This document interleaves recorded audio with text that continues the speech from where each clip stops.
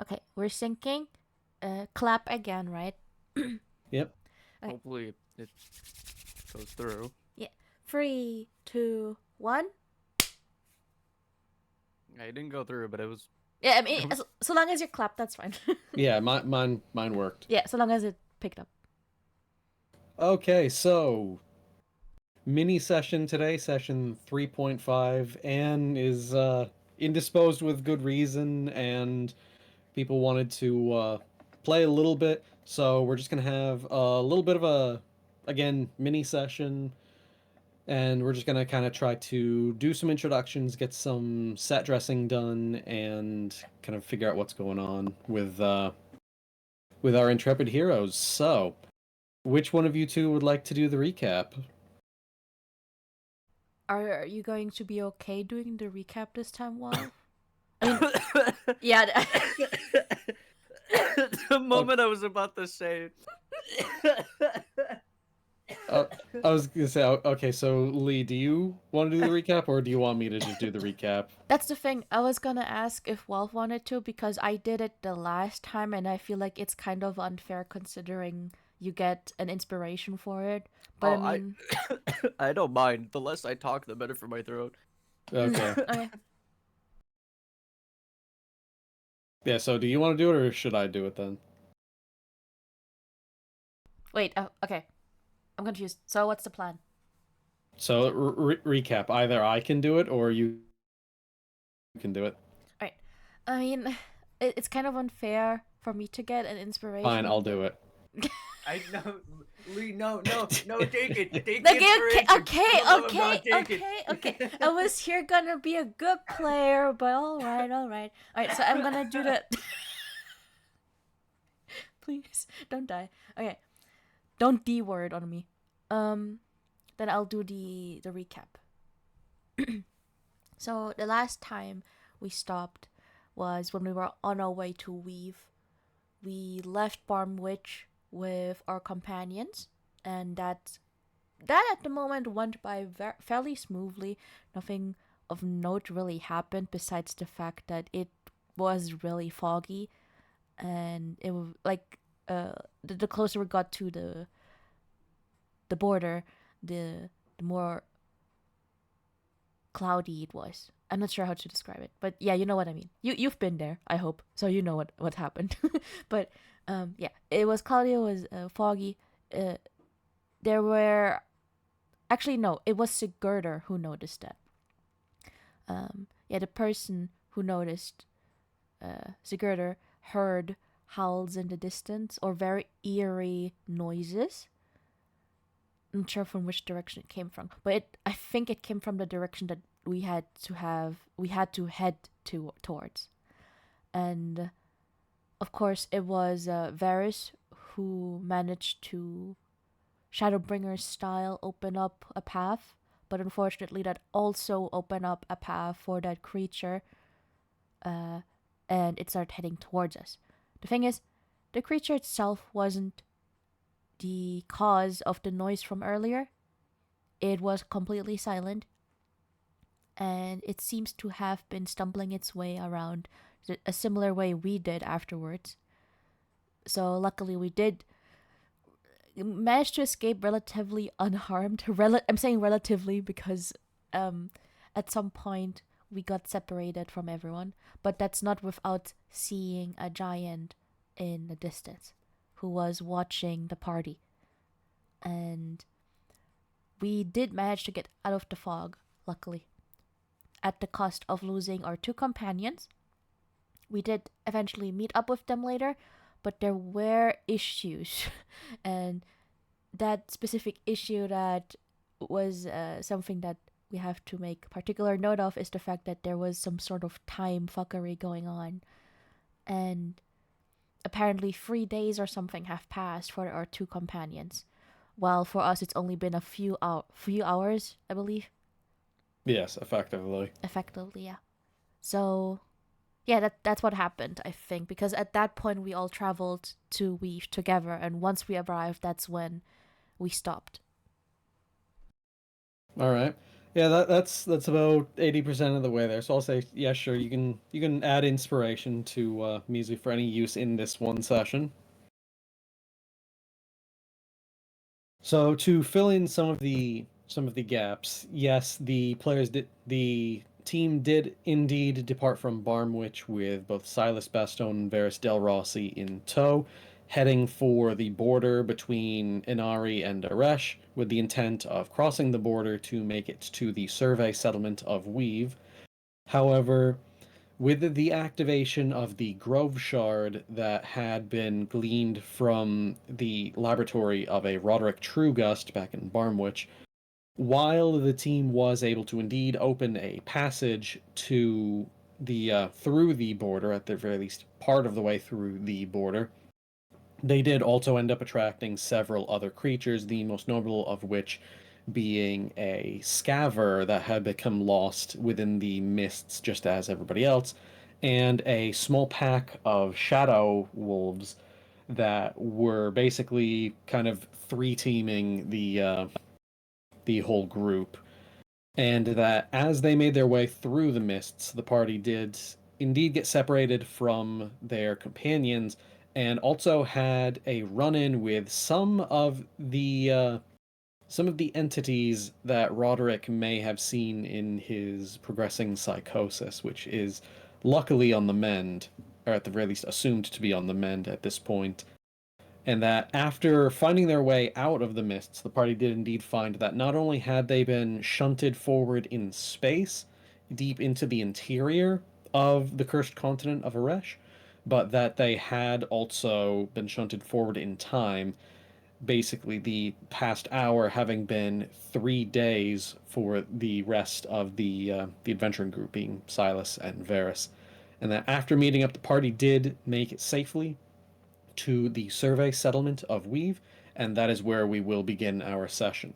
So, as you go and approach the large wooden palisades that you were able to see pretty easily from a distance, the gate itself stretches about 40 feet across, easily as wide as the palisades are tall, and situated off to the side is a 10 by 10 tent with three armored guards that slowly gather to attention as soon as they see you approaching. You can tell that one of them places a hand on the spear holster on his back, while the other one goes and pulls out a clipboard and seems to relax in expression once Varys and Silas kind of move forward in front of everybody. And I suppose also, actually, other notes of business out first is I believe we already mentioned that Anne is not going to be in this session, correct? You said indisposed. I assume that Yes. is what you meant. Yes. Yeah, yes, it was. I suppose just to kind of give prefaces, I have already spoken with Anne about how she wants Sigurdhur to kind of act within this session. So that has already been kind of planned out just in case there was any worry about that. Oh, okay, I was just ready to say that Siggy has massive diarrhea and needs to be I mean, excused. it's not far off. Oh boy. I will say that It's the much, alcohol. but It's the alcohol. yes. So, as everybody approaches the gate, the several armored guards do stand at attention with their other compatriot that does come forward with a Oh shit. clipboard. Hmm? Wrong player token, by the way. Huh? Oh, yes. Mizu. Yes, we have to Oh, she update hasn't that put it back now. up? I mean, that wasn't the most important thing on her mind at the moment. There you go. Thank you. Okay, yes.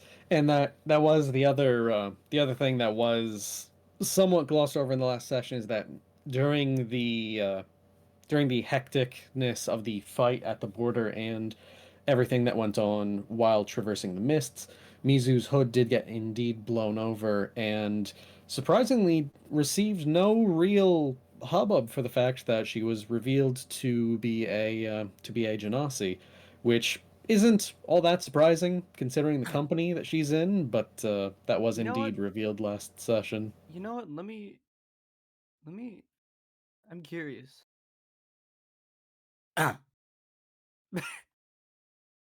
I don't think Wylle even remembers what a genasi is. So, Yeah. That's what the so he's just mask kind of is. like, oh, Sorry. no.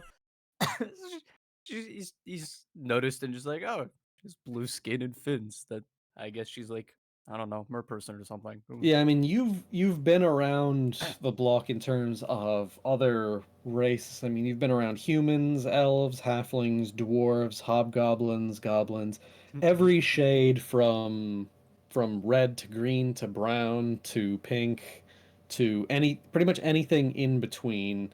And that while you're not entirely sure exactly what she is, you aren't really that shocked at, as you know Yeah. that all kinds of races share different varieties of skin tones, and especially knowing what other tieflings can be like, because tieflings can effectively be any singular color of the rainbow.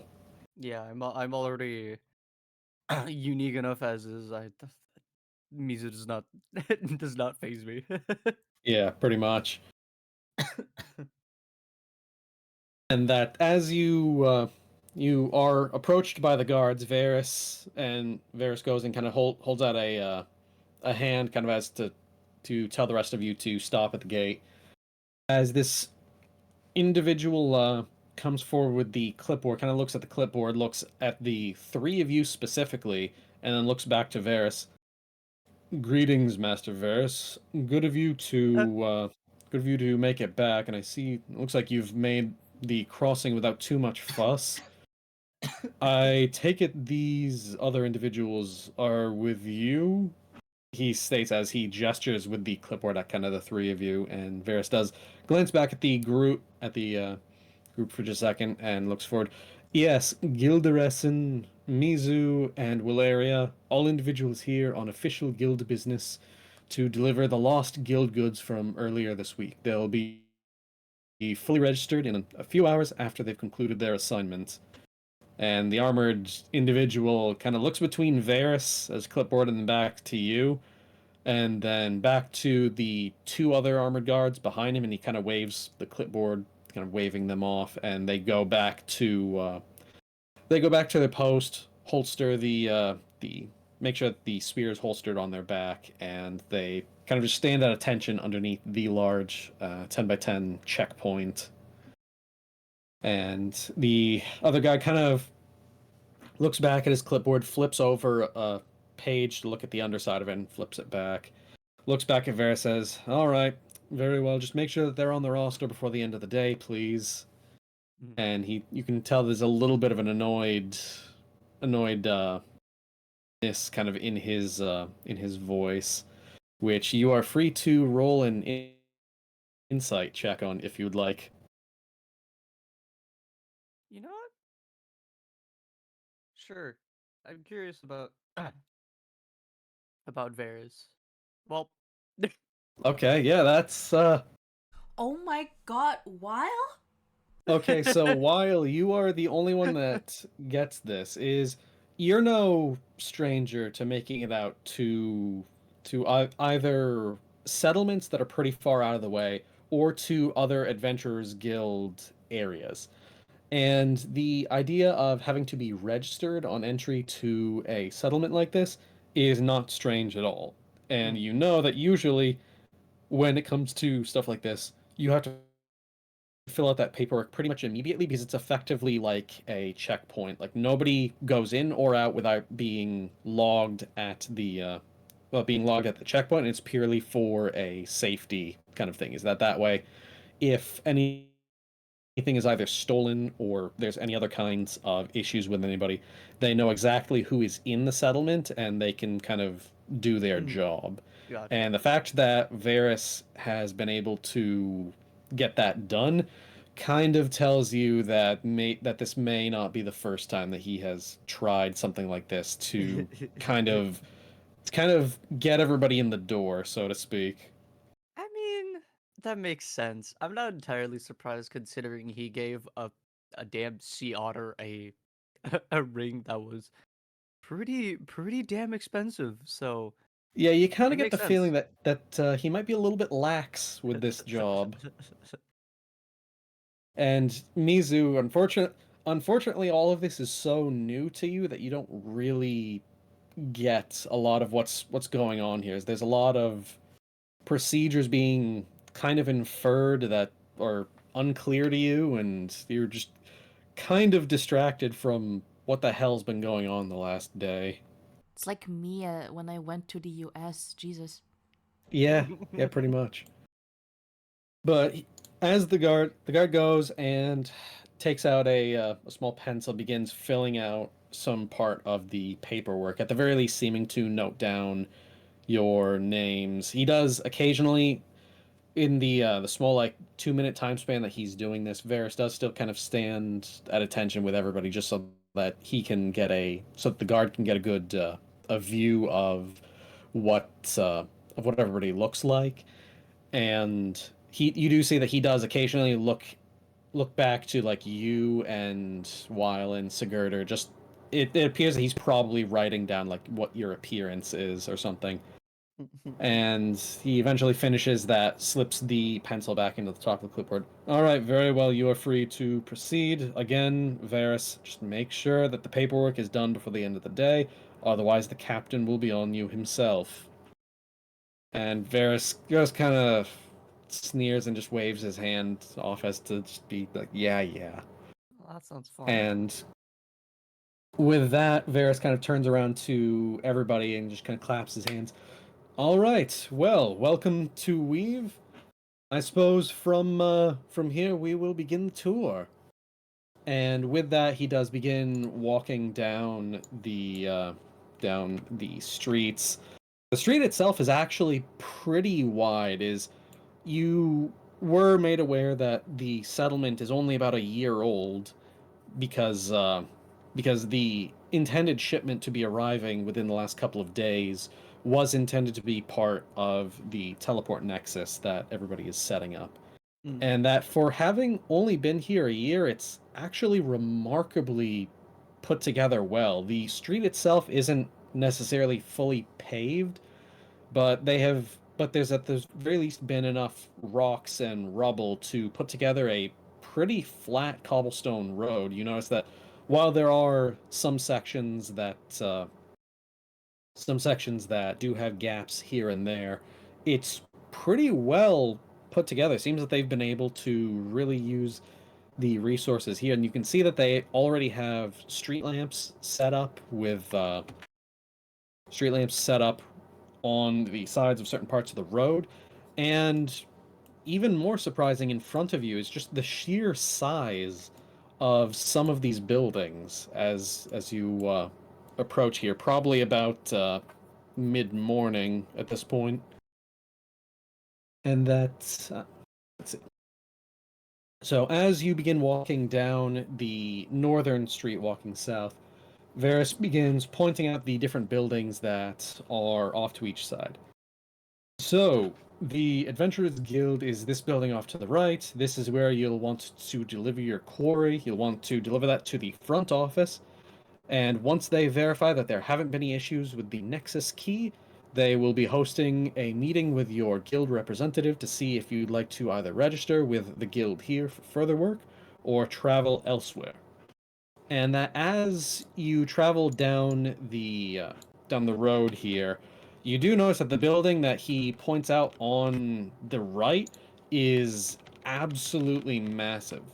Like, especially for something that is in a settlement. The building itself is about 340 feet long in both directions, kind of shaped like a corner. And the thing that is probably the strangest is that while the majority of the building is fairly plain, kind of pointing its corner into the center of town, the corners of the rooftops are adorned in this golden trim work extending several feet out into the air. But there's absolutely no other kind of decoration or anything to the actual rest of the building itself. It's purely just the corners of this roof. And that stretching along the northern road that you can see from here, there are several sets of double door entrances about 10 feet wide that are all closed tight, save for a set at the very center of Weave. And even from here, you can see that Those are both flanking a fairly large post board, which is about 20 feet wide, which even from here you can tell is absolutely covered with different papers and written slips all hang off of it in between two corners, which, while you, even from here, would be able to recognize, is probably the quest turn-in. Mm-hmm. And as you begin making your way down in that direction as well, Varys gestures over to the other side, over here, and let's see, where is this? And these two off to the left are the supply office and the blacksmith further down. We are a bit thin on supplies as of right now since the last shipment was destroyed, as I'm sure you're both well familiar. But they are intended to be our one-stop shop for everything short of artifact-level magical items. Those, at the moment, are still unfortunately being held by the guard until we can get the Nexus up and running purely for the defense of the settlement. Mm-hmm. And that, I suppose, out of anybody, while you probably wouldn't even have to roll for this, but that does come up as kind of strange policy, is generally for something along the lines of magical items being held by like guard exclusive use. That comes off as fairly odd in terms of kind of procedure, at the very least for the guild, and you would at the very least know that the patron of this mission was, of course, the alliance of guilds that were responsible for putting together Weave. So just to kind of put a pin in that. Gotcha. I'll keep that in mind. Yeah, usually it would be the guild themselves that handle the items, so it's weird that the guards specifically are doing Yeah. I was gonna say, was that in character or No, that's just kind of what's going okay? through Wyle's mind. Yeah. And as you make your way further down the street, Varys does also point out the blacksmith itself.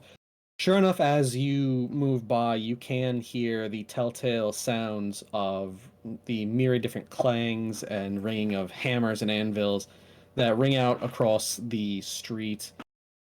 And here, of course, is the blacksmith, as I'm sure you all can hear.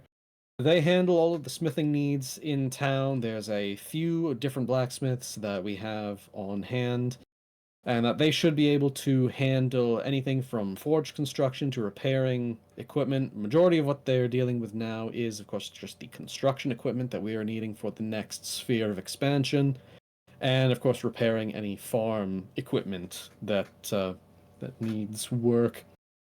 So if there's ever anything mundane that you need repaired or reforged, definitely head here first. They'll get repaired much faster than you would at the workshop, as he says, kind of making finger quotes with his fingers, and he jabs a thumb towards the larger iron wrought building on the corner of the office.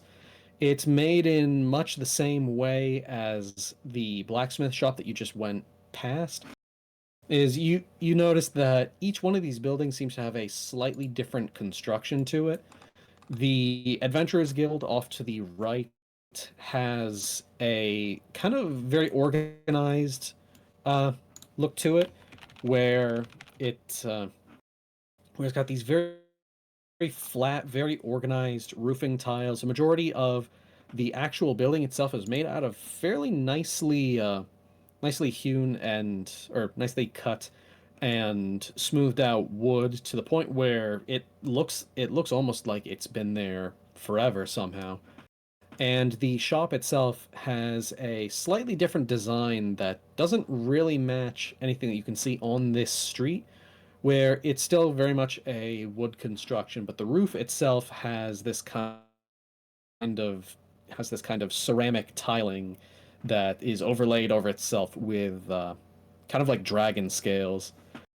and a majority of the actual front of the building is pretty well unadorned, except for, of course, two large windows that both flank the steps that go up into the shop. It probably only goes up about maybe like a foot before you actually enter into the large open double doors to the shop. But the blacksmith is somewhat different. As you look to each corner of the building, you notice that every single corner of the building, especially around the entryway, are all being supported by these large wrought iron bars, basically, or large metal columns, effectively.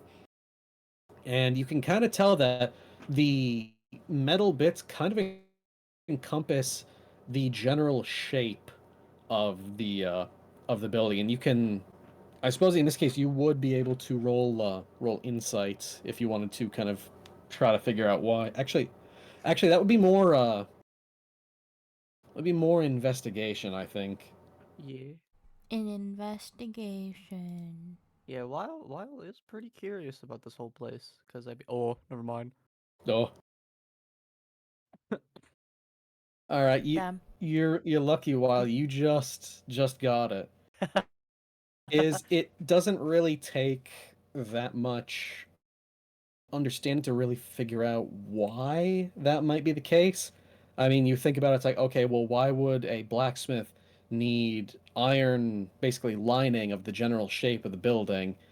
And you think to yourself, okay, well, what's the biggest problem that a blacksmith can run into? And it's fire. And it kind of clicks in your head. It's like, oh, it's so that if the building burns down, they don't have to Yeah. like rebuild the frame of it. And Mizu, that pretty much the same logic kind of clicks into your head, is for a slightly different reason. Is your home city is largely wooden, and so fire is a very prominent kind of problem. And in in order to be able to rebuild quickly, some places in Taiwei do have a similar kind of methodology where they will effectively try to make parts of the building supports out of either metal or, in most cases, stone, so that way, if anything does happen to the rest of the building, in case it either burns down or floods or something, that there is at the very least a frame to be able to quickly rebuild. So that does end up kind of making sense to both of you. And as you're sort of making your way down through the northern street, you do also notice that throughout this whole time, Sigurdhur has actually been almost completely silent. And as you both look back, you can tell that he just looks absolutely haggard from everything that's been going on between the fight with the large scaver and the run through the large border crossing. It seems like he has effectively just kind of reached his breaking point. Noticing that. tired. Oh, sorry. No, that's all I had to say. The man is tired. Yeah. Yeah. I was just He gonna. is trailing behind you very slowly still. I was gonna say, as Mizu notices Sigurdur's behavior, or rather his appearance and how he seems, she turns to Sigurdur and then back to Varys and goes, would it be possible for our companion to probably retire early for today? He doesn't seem to be in a good shape to do a city tour right now, or, well, a settlement tour. Yeah, Varys does look back and kind of gives Sigurdur a once over and kind of nods to himself. He looks over at Silas, and you can see him kind of tilt his head towards Sigurdur as if asking Silas kind of a question without words. And Silas does nod his head as well, and Varys turns back to you. Yes, certainly he can we can arrange for a place for him to rest while everything is currently going on. It is going to take a while for things to work out. Is first we'll make sure that we can handle the delivery of your parcel there to the head office. They'll go and give it a once over, make sure that there's nothing else that needs to be done with it. And then they will begin preparing your reward, and eventually after that, your guild representative will stop by to co-sign for your payment and also discuss any future work with the guild here in Weave. And as he does go about that, he does go and make his way towards further down the street here, Jesus. and yeah, sorry, I'm having to just make sure that everybody can make the way, because this whole discussion does take quite a while. I mean, this is a pretty long road, several hundred feet in length, so it does take you quite a little while to go and actually walk down everywhere. And as you do approach the town square, you do see off to the left that there is a large a large square marbled building that is off to the side, set behind the supply shop and the blacksmith. And as you're passing what Varys had called the workshop, quote unquote, you do see that off to the side there is all manner of mechanical things that are just kind of sitting outside, both under tarps and uncovered. And you can see everything from cannons to target dummies to ballistas to forge equipments, barrels, tarps, gears, pretty much anything mechanical you can imagine. You see it kind of off into a pile. And the building itself is probably the second largest quote unquote building in Weave, discounting the large marble area that you saw prior, because that does not have a roof to it. It appears to be just out into the open air. And that as you approach the interior of, or as you approach the front of the Adventurers Guild building, you do see that Silas goes and leads Sigurdhur off into the building, and then Vers turns around, kind of gives you a little bit of a nod as if to say, like, follow him inside. And then you make your way into the front of the Adventurers Guild, which I do not have the interior for yet. That will eventually be a separate map, so for now it will effectively just be Theater of the Mind. So, walking inside of the large wooden doors, you're greeted with much the same semi-sweet smell of honey that you recognize from the Belmare Adventurers Guild. The office itself is fairly open. In fact, I would say it's probably about maybe 1.5 to 2 times the size of the Belmare Adventurers Guild, about 40 by 40, with a central desk positioned at an angle to be able to see both entrances on the corner of the Adventurers Guild. And with that central desk, you are able to see that across from it is situated a fireplace, which appears to be kind of parallel to the adventurers board outside. And there's a set of several seating areas that all appear to have been put together either for waiting around and appear to be fairly well stocked. You can see a couple sets of color-coded carpets and couches surrounding a hexagonal table at each, listed as, or just showing kind of as a little red area, a blue area, and a purple area that are all surrounding the central desk, which is a deep green shade in color, kind of matching some of the carpeting that extends off further into the building. And that organizing some of the books along the wall, along the wall behind the desk, is something that neither of you have ever seen before. Oh. Is you've heard about them described to you, and it stands to reason that, of course, there would be some around here that that kind of match the description that you've seen. But what you specifically see is a humanoid much like yourself, although probably not quite as tall. In fact, probably just a little bit shorter than you, Mizu. And you can see that there's a set of rabbit ears extending from the top of her head and a very short tail that is extending from a button section at the top of her pants. But no. And as she hears the doors close behind you, she turns around and meets your gaze for probably a solid second of silence before you can see the hair on her head kind of stand on end, and she runs back behind the door that is behind the desk, and you can hear her cry out for somebody by the name of Esme. And I'm going to show this art right here.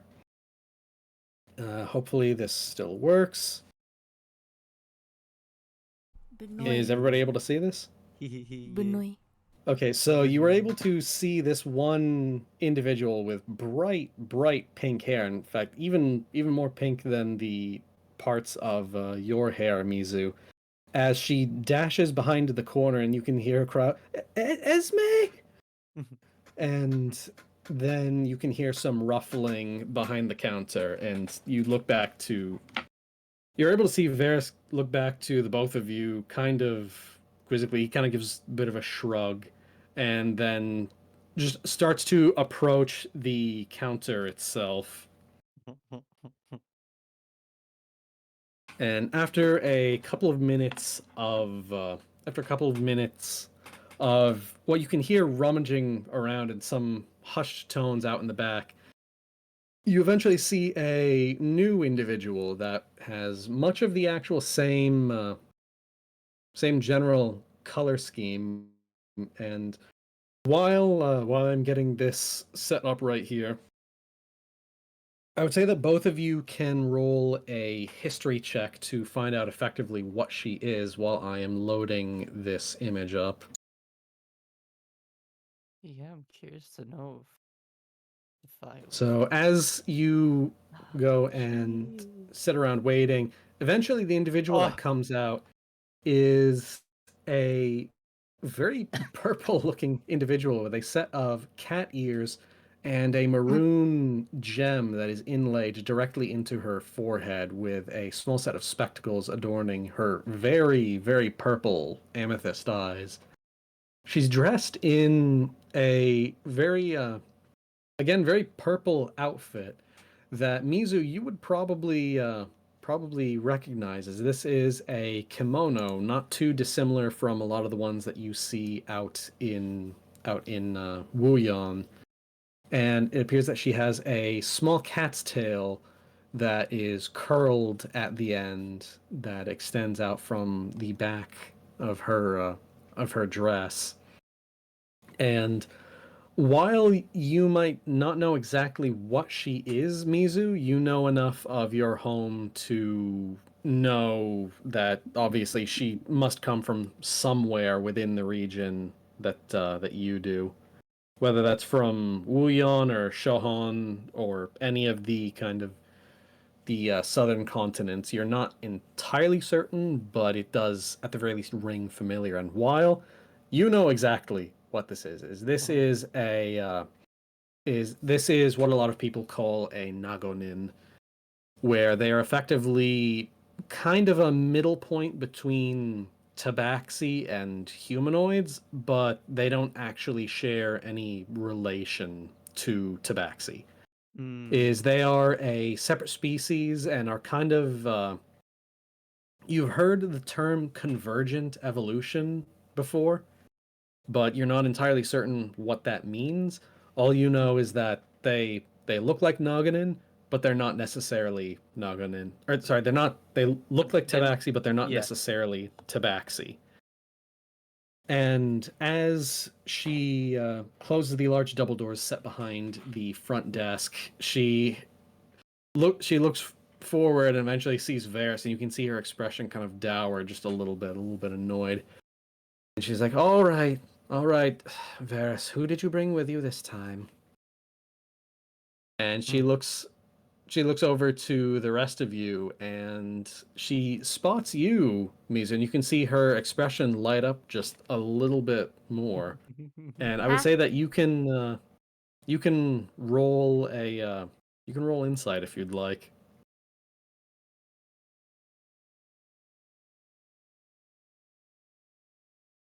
Bro, my rolls are Nice. so average. Nice double rolls. But as you're able to kind of intercept the glance that she's giving you, you can tell that she's kind of giving you a once over, up and down, just to kind of take a look at who you are, and eventually you can see she does nod her head very slightly to herself, and she then turns back to Varys. All right, well, it appears that I'm assuming you're here on guild business this time. And you can see Varys smirk to himself a little bit. Yes, I think I'm about to make your day, Miss Megatsuki. These are the individuals that are delivering the final piece of the teleport nexus. We're simply here to hand that in and get that processing. And she looks back to you with a somewhat surprised expression on her face as you can see her rummage beneath the counter for something. And she pulls out a wooden box that is, funnily enough, just about the same size as the actual teleport nexus itself. And she turns to the rest of you. Well, if that is indeed the case, then I would ask you to procure the guild item, and we can start moving to get all of you paid. As if on cue, Coco pops out of the bag with a ta-da and holds the little thing in his little hands.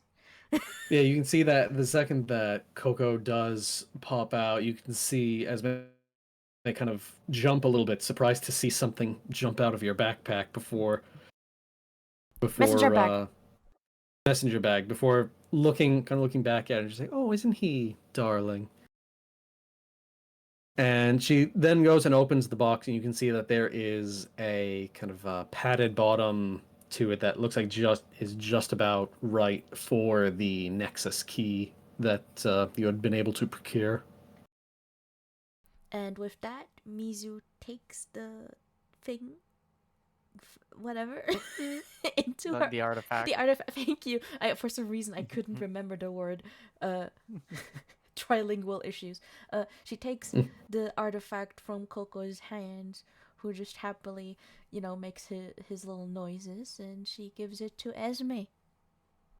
Yeah, and the big thing is that you notice Esme does not touch the device herself. Is she just kind of positions the box so that the Nexus key can be placed directly inside, and the second that it is, she gently closes the box, and you can see her run her finger across the seam of the box, very similar to what Silas did with the magical item box that he had shown back in Barmwich that you all were able to take a selection of. And then you can hear her call back, Delna, can you take care of this? And just peeking out of a crack in the door, you can see that same pink rabbit person very, very quickly, in fact, almost too quickly to really get a good look at her. You can see that she goes and grabs the box and runs back behind the set of double doors. And I would say at this point, both of you can roll a perception check. Don't mind if I do. Come on. Oh, damn. I don't. Neither Okay. of us. Yeah. Wait, together we make 69. Nice. Yeah, unfortunately, that does not get it for you in this case. So all you really see is just this pink blur as the box is taken from next to Esme and ran back behind the other doors. And you can see Esme kind of put a hand on her hip and kind of sigh in frustration at that before she turns back to the rest of you.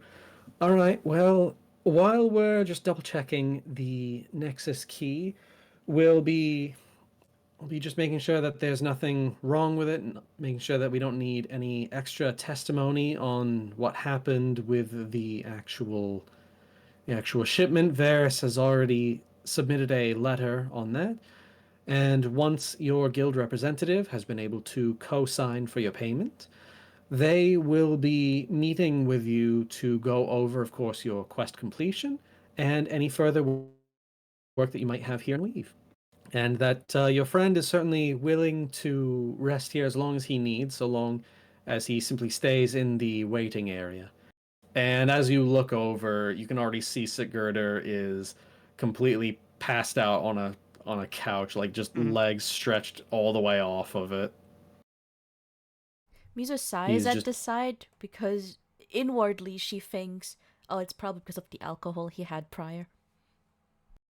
It very well could be. These damn drunkards these days. SMH. Yeah, and I would say in this case that kind of being able to get a better look at the interior side of the actual adventurers office is the rest of you can make another actually no, this is probably just better to just give. As you look around, you can see that a bunch of the walls of the interior of the Adventurers Guild office here are just lined to the brim with different kinds of books and maps and folders and pamphlets and everything that appear to be gathered from all around the world, as they all have vastly different styles of binding.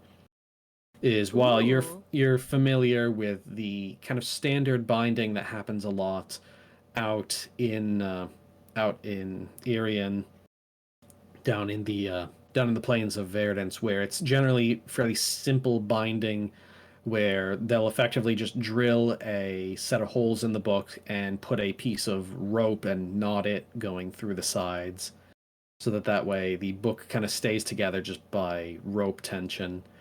And Mizu, you're familiar with a lot of the scrolls and the kind of folded book style books that are generally fairly popular in Taiwan. There's obviously not anything quite as impressive looking as your scroll canister, but at the very least it does seem to be that they have a pretty wide selection from all over the world, which of course just matches exactly what you have kind of seen with everything else of this place in general. After seeing the impressive book collection, Mizu turns to Esme and curiously inquires, "Oh, would it be possible to check out the books? I can't fucking talk. Sorry about it." She curiously inquires, "May I scour for your books, maybe later, possibly after the tour that I'm about to have?" Oh, certainly, a kindred spirit, I see. A majority of what we have here is all maps of different areas and different notes on different adventuring techniques.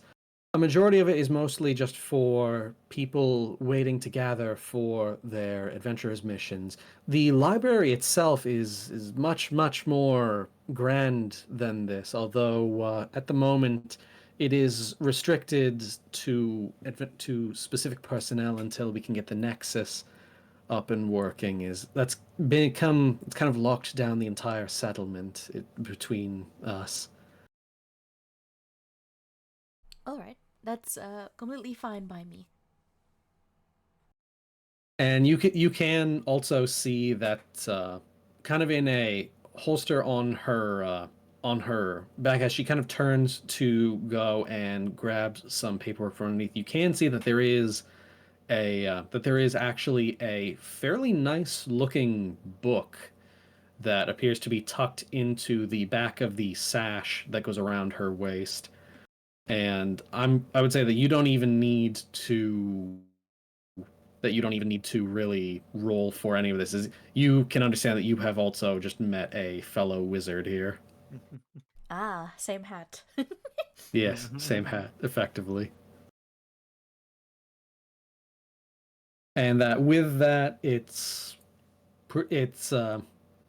Esme does mention that it is probably going to be a couple of hours until your Gilderesson representative does come up, at which point Varys chimes in that kind of tilts his head to the rest of you and kind of points his head outside as if to kind of direct you outside. I suppose our tour continues. It was a pleasure meeting you, though. And you as well, Miss. Miss Mizu. Ah, as you say the name Mizu, you can see her kind of put a finger to her lips in thought, and just Mizu. I've heard that somewhere before. I'm sure I'll think of it later. Anyway, very nice to meet you. I hope to see more of you around here. Some actually decent company, as she glares at Varys, who shrugs at her. Um, I'll definitely yeah, I hope to see you soon in that case.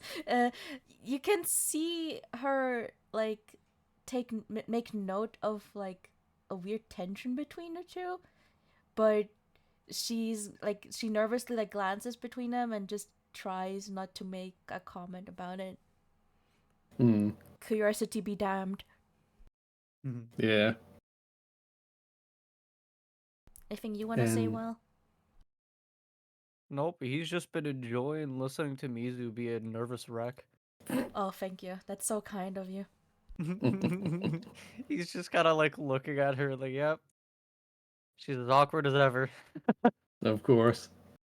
Since the first time we met, when she asked me It's about the only been weather. The moment they locked eyes, he just knew she was always gonna be an awkward little gremlin. Yeah, and is there anything that you want to do inside of the Adventurers Guild office, Wylle? Not specifically. He's more curious about the board and also to just get a room. Yeah, that is that something that you wanted him to ask about, or? He'll come back to it later. All right, we'll just put a pin in that. And as you exit out onto the front, the central plaza of Weave, Varys gestures over to the center of town and begins kind of walking out front. And the thing that strikes you the most strongly is this extremely large mural of four swords that are pointed directly at the center of town, connected by this red ring and a not sculpture, but I'm trying to think of the right word. It's like a Pedestal? flat. Well, it's not really like a. It's kind of like an ornate pedestal, but it is set to be flush to the actual road itself. Oh, like the Hollywood signs. Kinda. Kind of Okay. a little bit. And as you reach the first tip of the sword extending along the northern road, Varys spins around on one of his heels and kind of gestures to it with both of his hands. And here we have it, the heart of Weave itself, the crux nectare, as they call it, intended to be a symbol of the interweaving of many cultures cooperating in a new land, separate from prior bias. As I'm sure you are already aware, each sword is of a different color and denotes both the name of the road as well as a different pillar of Weave itself, being Gold Street, Iron Street, Green Street, and Silver Street. And he spins kind of on his heel again, points over at the Adventurers Guild building, or at the very least gestures to it with his hands. So, on the corner here of gold and silver is, of course, the Adventurers District. As of right now, one singular building. The gold representing the wealth of the adventurers that they bring into their local community, and the silver itself being the silver that is used to fight against the very many magical threats that our world often faces. Then he spins kind of on his heel over towards the other side, kind of gesturing almost past Mizu. Over here on the corner of Gold and Iron is the Commerce District, containing many of the shops, smiths, and offices that we utilize, including the Artifice office. I'll come back to that later. And more excitedly, also the Arena.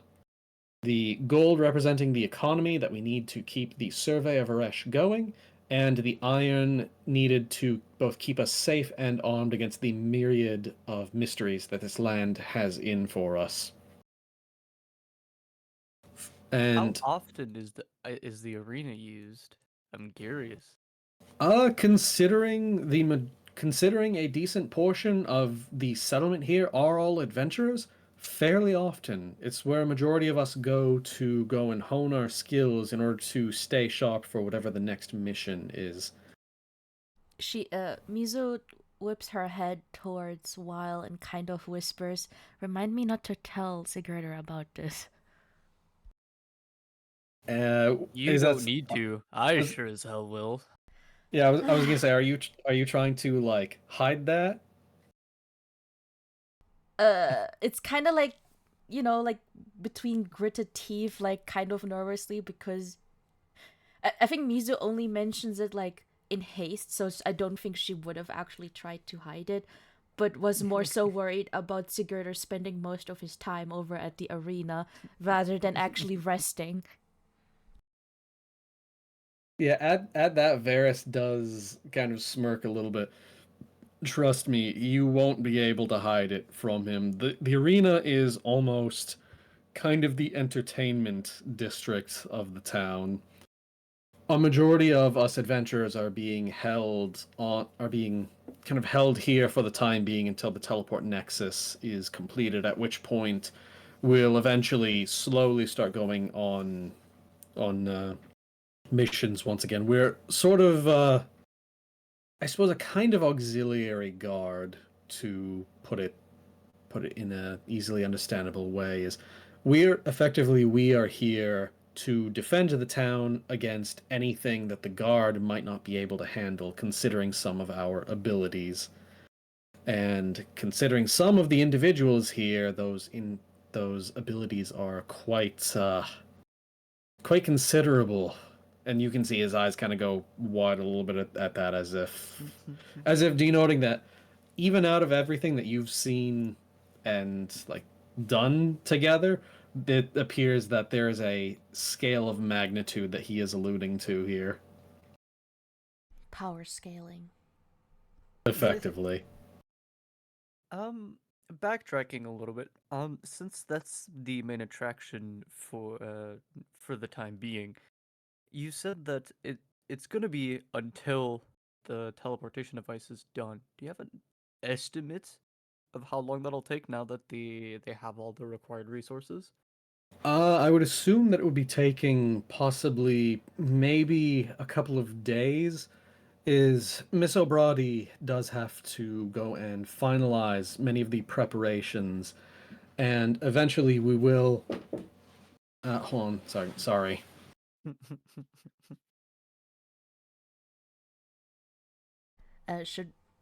I'll keep the recording running. I do have to pee, so be right back. Sorry, I had a I have to pee. package get delivered. Pee time. Okay, yeah.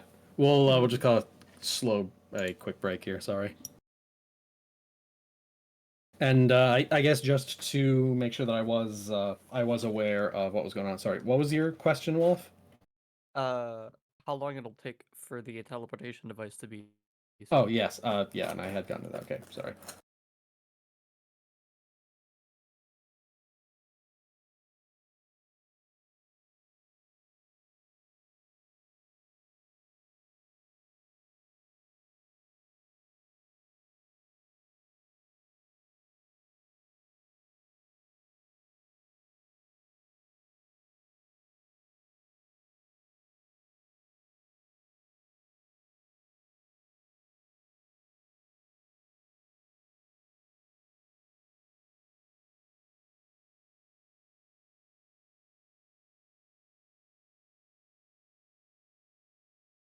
was gonna say, hell yeah, my second package of gamer subs got here. Well, I decided to go and order a second batch, considering how long the caffeine-free stuff was out of stock. Yeah. What flavors did you get? I just got the same, just black cherry. Gotcha. Because I'm probably not even halfway through the first one, but I figured considering it was out for what, like 5-6 months or something. Yeah, it takes so long. I'm back. Yeah, welcome back. That's fine. As my folks just got back and were delivering a package to me. I figured since I'm Oh. a fast pisser, I didn't pause the recording, by the way. Yeah, we can just start back up. I don't know if you want to try to do another sync test. No, I didn't stop the recording, so it should still be Oh in yeah, it sync. should still be synced. Yeah, rather. Okay, so yeah, as you ask Varys, he does. Wait, did you pause tell your you that- Audacity? Just real quick, or... No. Okay, good. Just making sure. Yeah. Okay. Yeah, Varys does turn to you, and you can see him put his finger onto his chin again, resting his elbow on his other hand.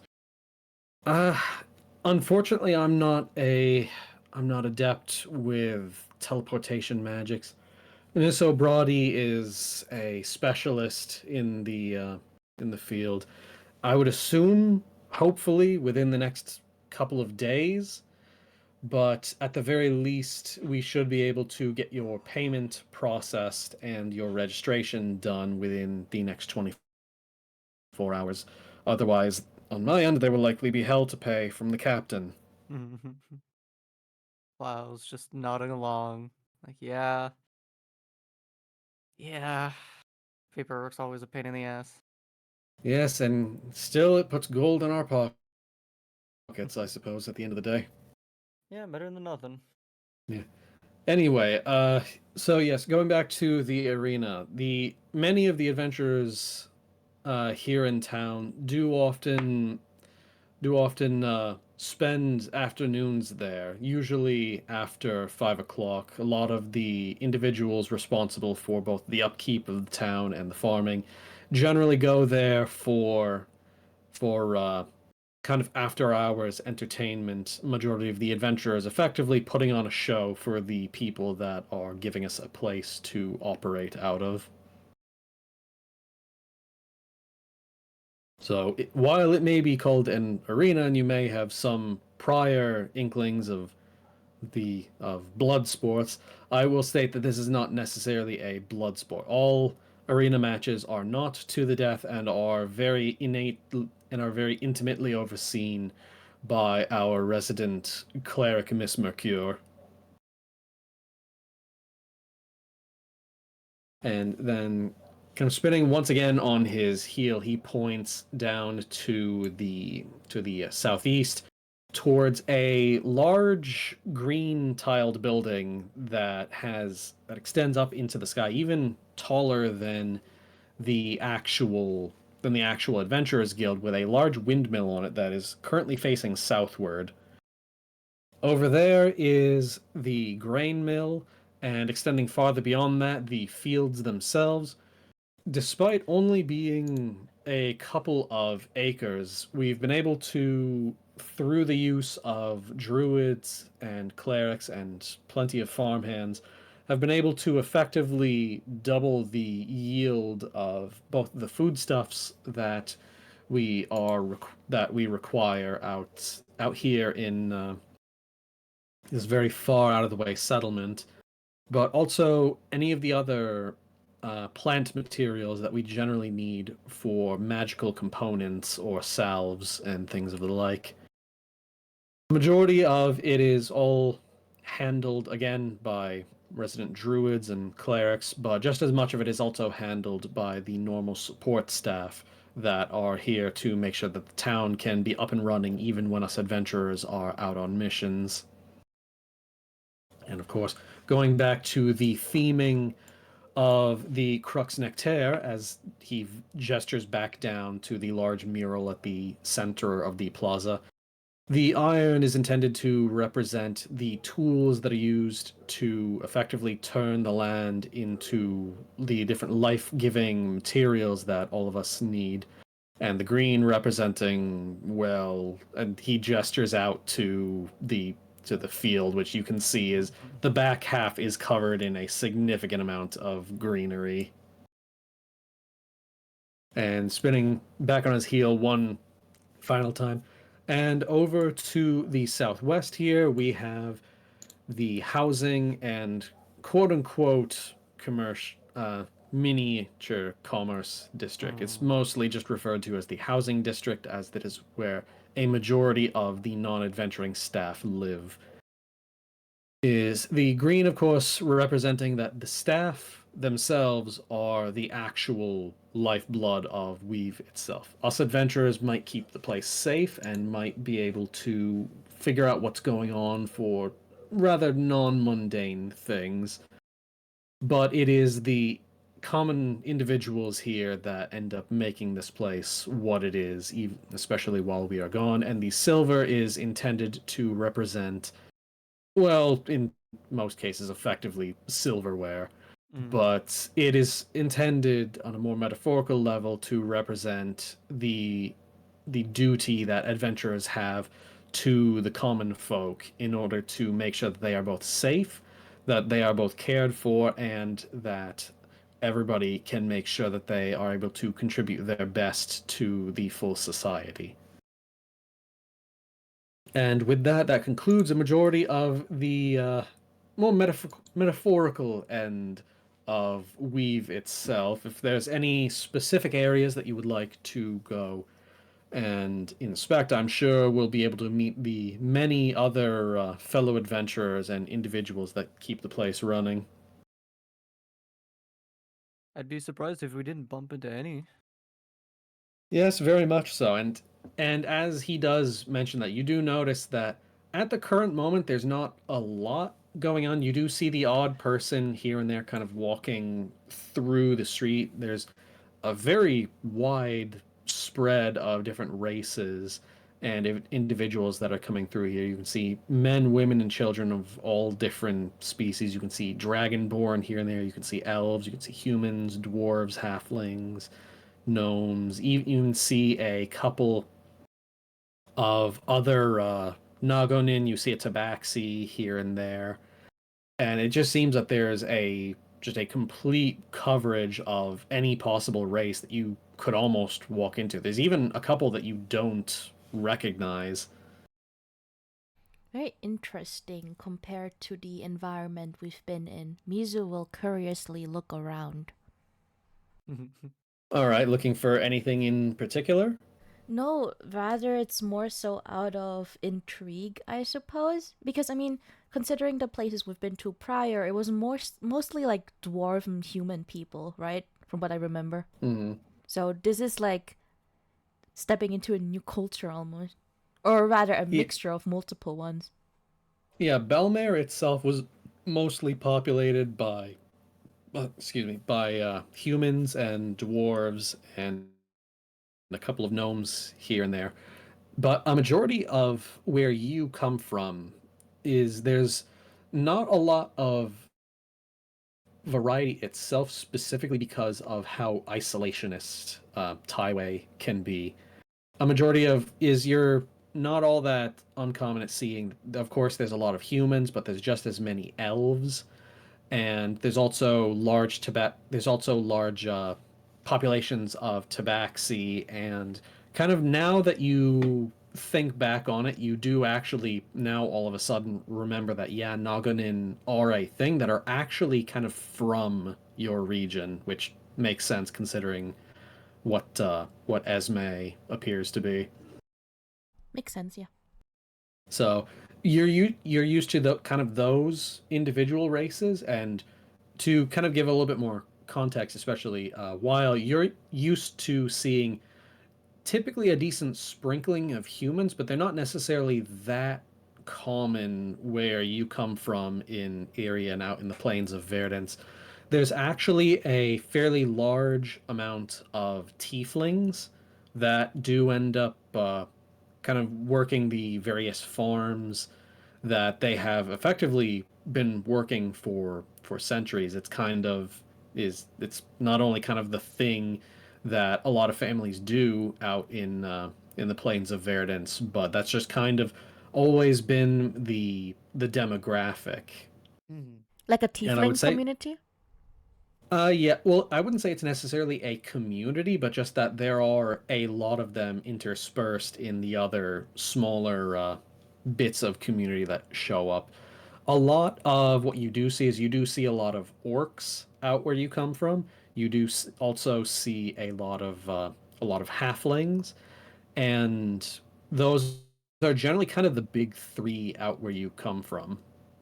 So seeing such a diverse mix is something that, while you're not unused to as an adventurer, it is something that you've never seen it quite in this much variety before. Mm-hmm. And that pretty much at this point you can select any specific area of town that you would like to go and inspect, aside from the Adventurers Guild at this point, just because that is still kind of under lockdown a little bit. But you can pretty much choose wherever you would like to go. You first or me? Well, Walf. Wall's not gonna wait. He's gonna go to the bulletin board. Oh, to the quest board? Yeah, sorry, the quest board. Just curious to see what's on there. Not gonna take anything, but just see generally what the issues are Yeah, around the as you little look at the quest areas. board, this is probably one of the largest quest boards you've ever seen. It's about 20 feet wide and 10 feet tall. Jesus. Yeah, and it is just completely covered in all kinds of papers that, as you kind of put a hand to them and inspect what a lot of them are looking for, a lot of them are fairly simple, but the thing that you notice is that none of them are for around here. There's not a single one of them that states that it's for weave until you start to move off to the side. As you know, you can see that pretty much the central half of the board, probably on the first like half. Actually, yeah, sorry, I did already say half. Is the half of it in the center appears to all be items for adventurers, and as you look off to the left and the right side, you can see that the other kind of quarter of it on the left, you can see that there are requests for specific people to help with certain jobs. A lot of times you see like, oh, we need people to help us move this cargo at specific times of the day, or move it to specific areas, or hey, the guard needs help going and looking for this other item that's outside of the walls, and just like general gathering things. And then you look off to the right side of the quest board, and it appears to be all like craftsmanship requests. Like you can see that it's like the farming team needs extra pitchforks to replace a couple that broke, and you can see that there's a couple of them that have a black anvil stamped on them, and that appears to indicate that the request is being fulfilled by somebody effectively. But you can kind of tell that there's a pretty even split, with about half of the jobs there being for adventurers that are saying like, "Oh, we need a monster quelled out in Toltecs," or we need resources brought back from Barmwich, or we need or there's been strange happenings going on in Realmit, which is all stuff that is out beyond the border. But the other two parts of it are all for stuff that basically needs to be done around Weave, and it seems like it's all pretty simple stuff. And you can see that a lot of the that's even for that even for a lot of the work that adventurers normally do, you can see that it looks like that while a lot of these people might not be adventurers, a lot of the requests actually pay pretty similarly to adventuring work. Oh damn. So it's kind of surprising. I mean, it's all stuff that you and your teams have already done. It's for you. It's kind of like been there, done that. Yeah. But it's pretty good. Like you can see that for agreeing to basically like go out and help the guard find stuff outside of the wall or like provision materials in the local area, you can see that people can earn like a gold or two a day. Oh shit, that's pretty good considering how usually that goes so cheap Yeah, and anywhere you else. can kind of put two and two together, the fact that effectively the settlement is in somewhat lockdown, and that kind Yeah. of makes a little bit of sense, especially with it being that like the guard is holding on to magical items for the time being until the teleport goes back up, and Mhm. the fact that you can also kind of understand that it's for security. So Yeah. it kind of makes sense that effectively like the guard would basically be like an escort for somebody to go out and get items for them in the local area and then effectively be escorted back. And the other thing that kind of surprises you is that underneath the overhang of the building, directly off to the side of the lamp posts, there Mhm. are two quest counters that you can't see in right now. There's like a shade that's been pulled over the large set of glass. But you do notice that on the sides of the actual adventuring board here, or the quest board, you do notice that there's a set of spinning hinges, as if the thing is effectively able to be like spun around to flip and face the other side. Oh shit. Okay, so there's even more space for more. Okay, gotcha. Well, yeah, you could kind of tell that the guild the quest board is flush against the corner of the building, so you can probably tell that they probably spin this around to be able to put like the different quest notices and stuff on it, so that way people aren't like coming across and taking stuff in the middle of the night. That makes sense. Yeah, that's fair. And Varys does eventually come over and just mention, so any I'm afraid that if there's any quests that interest you right now, first we'll need to make sure that your current assignment can be tied up. Normally the jobs are usually accepted first thing in the morning, so with it being roughly, oh, what time is it? You can see him kind of look up in the sky. It's about 10-ish. Yeah, everything's likely already been selected for the day. You probably have until tomorrow morning to get registered and select whatever future jobs you may want. Yeah, as Varys is talking, while his eyes are just glued to the board, just flipping between different requests and quests and all that fun stuff.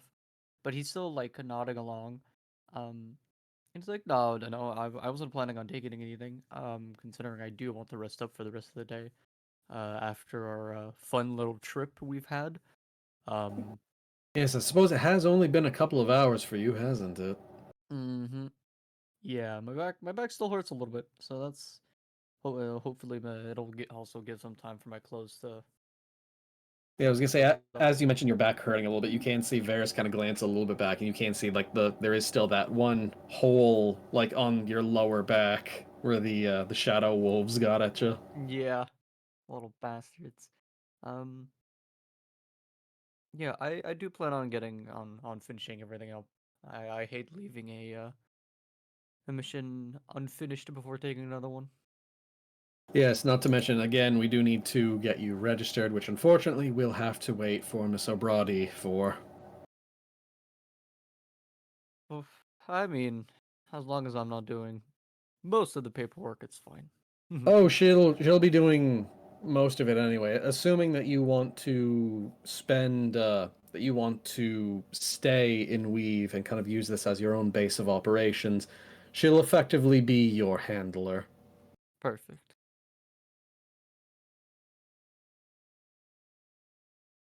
And he crosses his arms, like, just wondering if he should ask. But he's like, his eyes are still glued to the board. Is there a time limit for how long I can stay here? No, effectively, if you decide that you want to further your work here in Weave, effectively you would be able to make this a base of operations, full with room and board. Very good to know, actually. Thank you.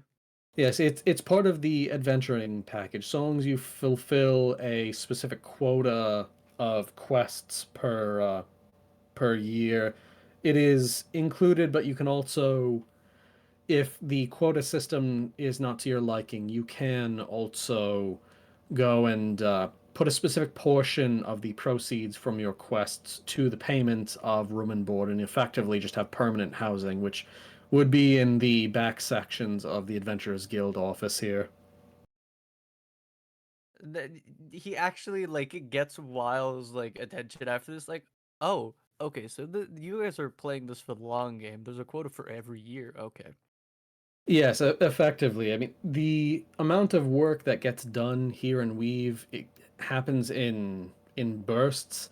Effectively, right now we are in a semi-quiet period simply because a majority of the actual work around town is fairly well completed. We are simply awaiting for the teleportation nexus to be completed so that we can effectively begin moving at a faster pace for all of the different materials that we will be bringing in for the next sphere of expansion.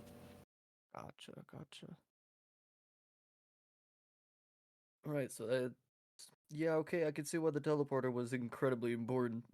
Yes, effectively, unless we want to make the border crossing, we are effectively stranded here. You're saying effectively a lot, just letting you know. Oh, sorry. That's vernacular for you. Yeah, no, I'm just trying to make you aware of it. So yeah. Yeah. But yes, we are more or less stranded here without the use of the teleportation nexus, unless anybody wants to attempt the border crossing again, which I don't think you want to do either. You could see Wyle like physically cringe, like, not the, Yeah, you can actually see that despite Varus also having taken damage during that fight from the same Shadowhounds, you can actually see that it looks like his clothes don't actually have a scratch on them.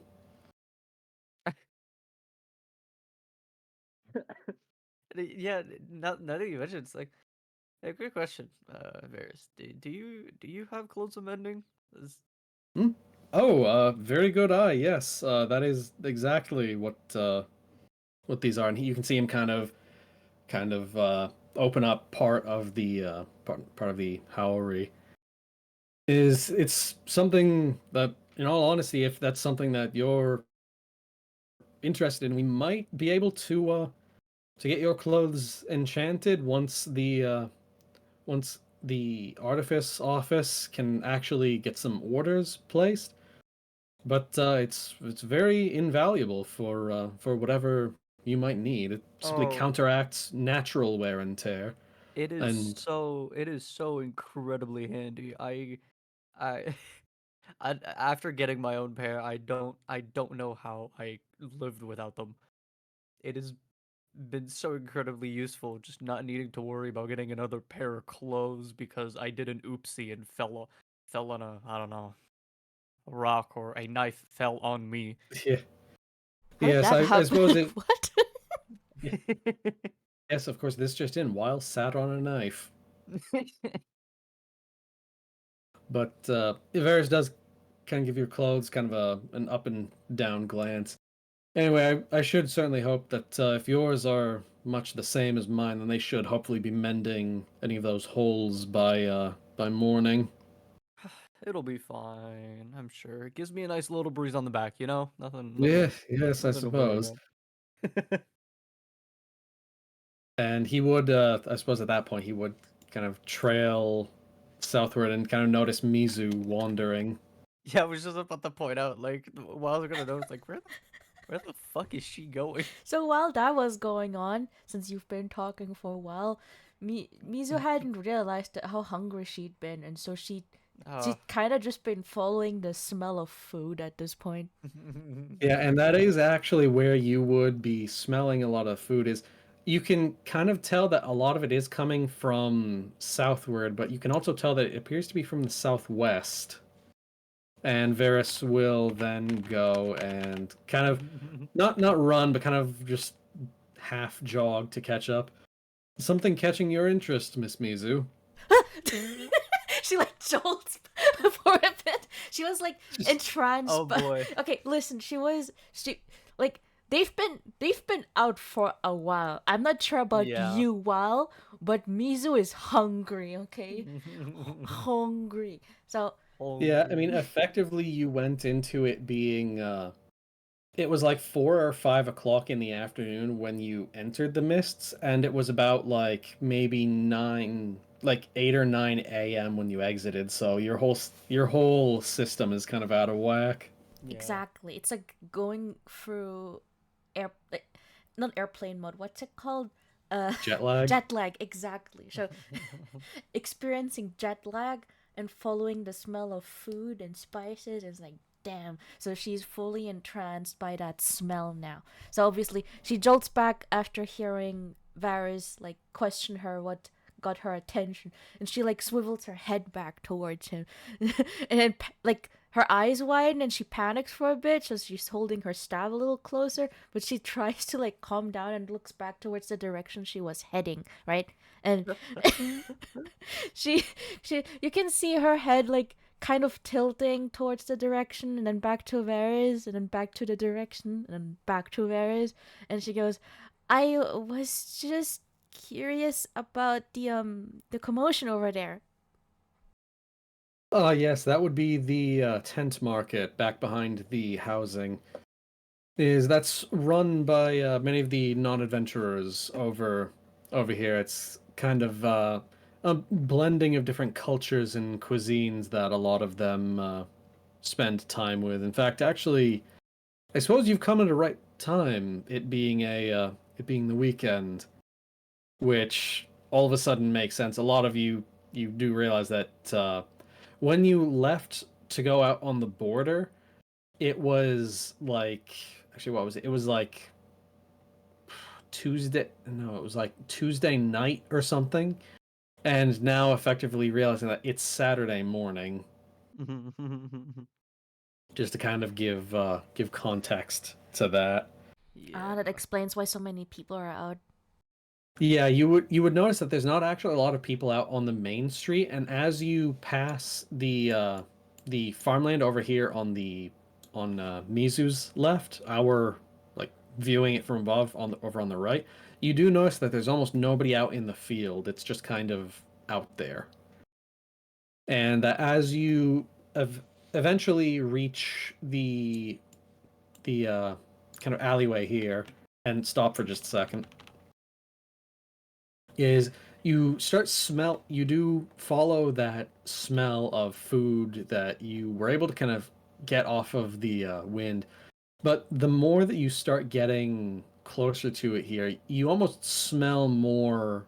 You can kind of smell this fatty fried smell, and it smells a lot like the street markets that were in some of the cities of Taiwai. And as you do get closer, you can hear quite a lot of commotion of different people talking and yelling to try specific dishes, and a lot of chatter like that. You can see Mizu furrow her brow. It's just a teensy bit, and she places one of her hands on her tummy as if she's like quietly telling it to settle down. Like she can feel it rumble. Like it's hungry. Yeah. It's hungry. And as that happened, you can feel Coco pop out of your hood just a little bit. And he kind of gives you a bit of a pat on the head as if like, get going. And I assume Wylle wants to check out the farm while Mizu's off to the other end. Yeah, he was just following along because he was curious to know how Mizu would react to Varys, and he saw the jump and the flinch, which got a laugh out of him, but thankfully he was far enough for her not to hear him. And as he was getting closer, he just kind of like drifted towards the farm, just He's literally just Taking it there. out. Free entertainment. yeah. So are you trying to tell me that you want to split the party?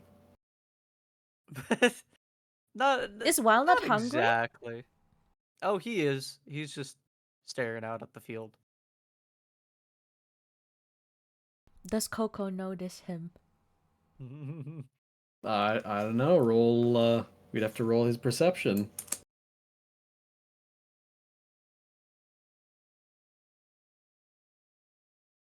You say I'm pretty sure that I got his. His actually no, it's still just sitting at 10. I didn't get it set up. Damn it! Hold on. At this point, Coco is his own player.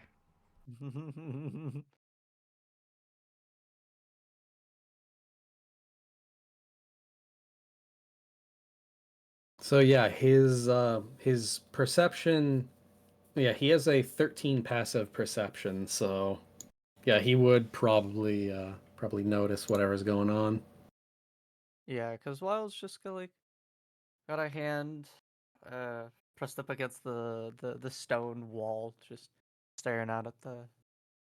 Yeah, and as you look out, it is actually a fairly familiar sight. Is there's probably about 1 acre of just golden wheat that's just kind of sitting there rustling in the wind. You can see that they have already gathered parts of it into these long bundles that are standing probably about your height, and that is probably the strangest thing to you is just the size of some of this stuff. How gigantic it is. Yeah, and it's not necessarily that it's really that thick. It's just that it's tall, Yeah. and some of it does kind of make sense considering that they did say that there were a number of druids and clerics that were tending to this land. It does make sense that it would be kind of out of the ordinary. At least he's familiar with it, so that Yeah. yeah, you're not like, oh, what is this? What is this alien thing? No. If anything, I'm more fascinated at how well taken care of it is. Mhm. Yeah, for effectively what's only about 3 acres, you're surprised that this is able to really sustain this many people. Because when you look at the apartment or the housing buildings that are across the street, each one of those is about 100 by 100 feet, and it's about 2 stories tall. So, like, you're talking anywhere from like 16 to 20 different families. Jesus, that's a whole lot of families. Yeah, but the buildings themselves look pretty nice. You can see that there isn't any like individual doors or anything, so you can kind of assume that it's probably built a little bit like a condo or something, where there's like one central entrance and there's then entrances into like individual homes Ah, inside. And you do actually see that that main entranceway is actually kind of out into the street itself, where it's kind of actually, yeah, I suppose a better way to describe it is that it's kind of like an archway that goes through the center of each one of these houses, where there's like there's an entrance that goes into the building and then into each individual house, but in between those entrances is this kind of out in the open archway that just extends right through the center of oh, the building. like in Greece, like how they have like this like archway and then there's like a staircase upwards, kind of. You know what I mean? Kind of, except without the staircase. I'm trying to think Oh, of the okay. best way to describe it. It's effectively it's just one straight kind of archway tunnel that extends through the center of the building, and then off to each of the left or the right side are the individual houses. Okay. Well, So as this is happening, Coco notices while off to the side, and since Mizu is focused on moving onward, Coco actually hops out and skedaddles over to Wyle's side. okay, here he's gonna be big for a second. Lord. Oh lord, he huge. Huge. There he is. Oh, there we go. So yeah, we'll just put him over there. And he skedaddles up to his head. Yeah, oddly enough, Wild doesn't actually react to it this time. Usually, he kind of like grumbles about it or like tries to put his hand on him or something. But this time he just kind of lets it happen. He's the one who didn't want the dog, and now he's gotten used to having the dog. Yeah. And as you reach towards the center of the kind of alleyway here, Mizu, you can see that situated directly in the center is a fairly large sundial, about 4 feet across, that does show that, yeah, it looks like it is about 10-ish a.m. in the morning. And as you round the corner, you can see a large collection of different tents and stalls that have all been set up, kind of pointing away from the center of this common. And as you kind of peer into a majority of the tents, you can see all manner of different things set up. You can see certain stalls that are set up with food, some of them that are set up with produce, some of them that are set up with small trinkets and other items. You can see that there's a couple of gnomes selling small clockwork devices, and there's a couple of orcs that are selling this very, very kind of fatty looking fried street food that smells absolutely immaculate. And it seems to just be this huge collection of markets that are selling pretty much anything that does not have to do with like gear or magical items. Damn, you're making me hungry. Mm. I suppose the sundial's pointing like, oh yeah, it's signal like showing us, oh, it's morning. So Yeah. Yeah, I mean, that being said, you can see that that's not stopping anybody in here. You can see that there is a couple of people that already have like little paper wrapped bits of food, and you can see that there's a couple of different stalls that are all like advertising what they've got. okay. Yeah, at this point Mizu isn't hiding it anymore. She's like hurrying towards one of the stalls and checks them out. I assume it's like further down here.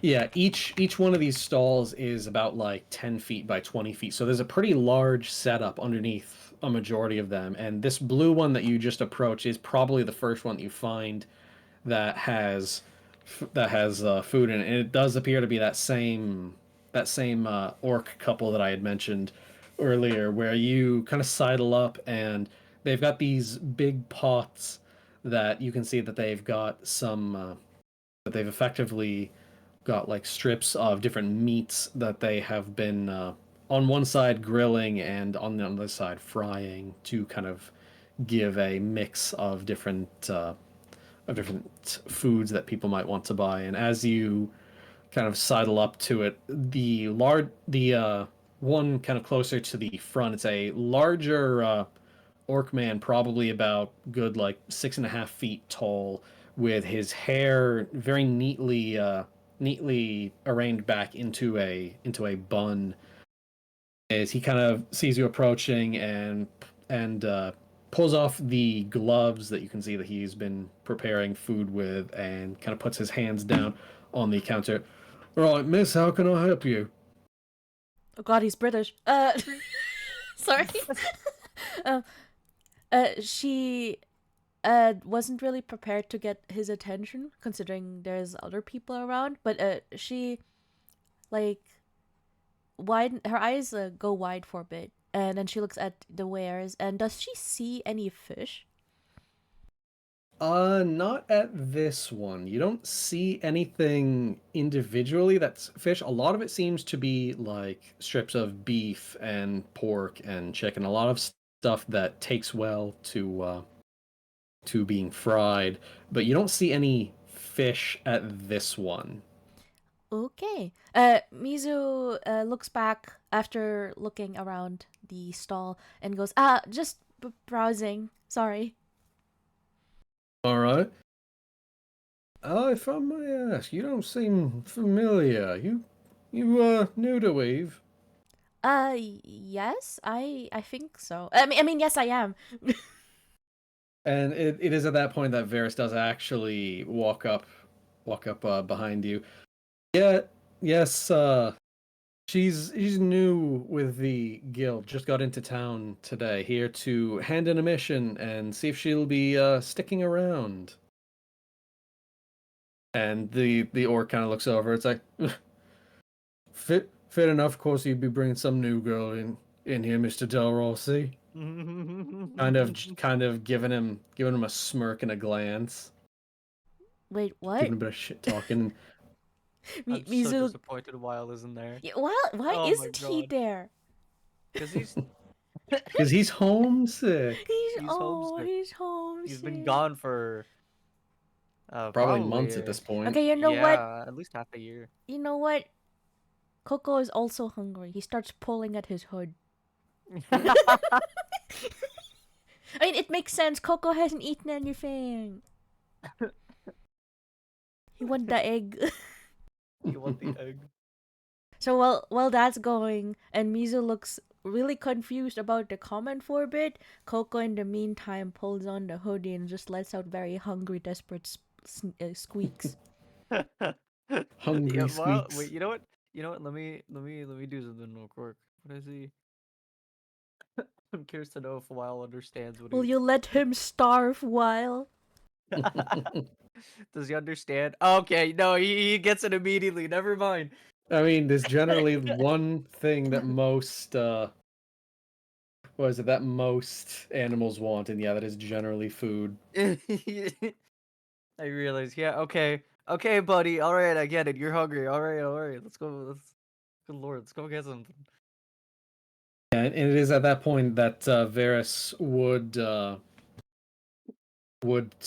turn to Mizu and just gesture over to the orc. This is Yojad.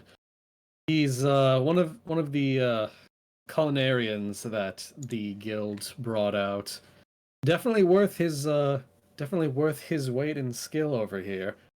And you can see the orc kind of look down at his stomach and look back at Varys kind of with a bit of an understanding squint. It appears that they are in a bit of a back and forth.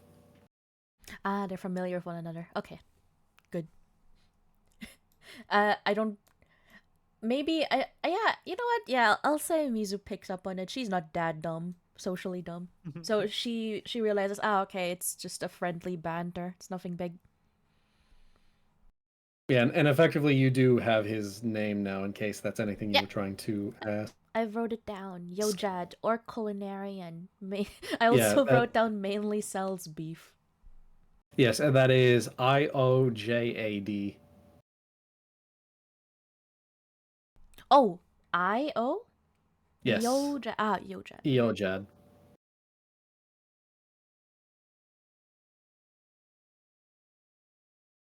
Nice. I met the first NPC while. What are you gonna do about that, huh? Oh, are you keeping score now? Yeah, I met one. Yeah, and I would also say that as you approach it, this market is bustling. I obviously don't have the tokens to really be able to really fill it out, but this whole place is packed, and it kind of begins to dawn on you that this is probably where a majority of the town is, if they're not like inside with their families. Because, like I said, there is everything being sold here between food and basic living amenities, stuff to make people's lives more comfortable. And it does luckily seem to be to you that as you kind of glance down the main strip right here on the right side of all of it. Oh, sorry, hold on. Oh my god!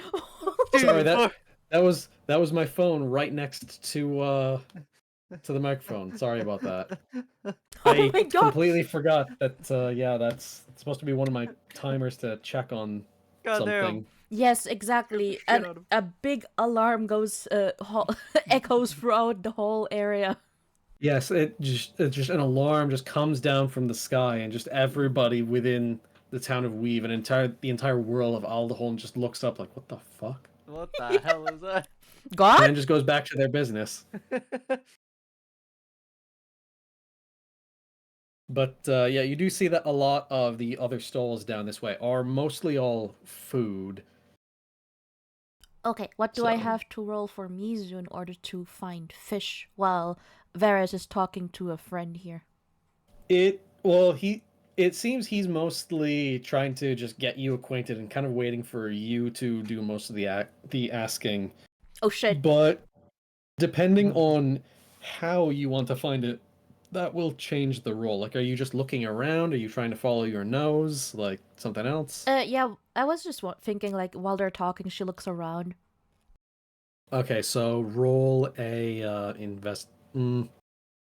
Yeah, roll a perception check.